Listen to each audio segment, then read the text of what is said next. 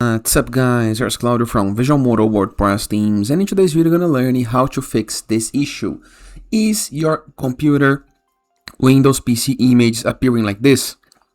But you would like that the image appears just like this, without the icons. How to fix it is what you're gonna learn in this video. But before I can continue, please take a moment to hit the subscribe button, like this video and share this content for a friend of yours.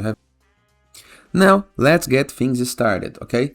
Find a file of your image. Find a place where you can place your image, okay?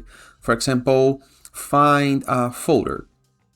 In my case, so go to your Windows and find a folder of image. In my case, my screenshots, okay? After, find these three little dots next to the view. Call it See More. Click on it. Then, click on Options, okay? This is really important. You're gonna open the folder options we have right here: General, View, and Search.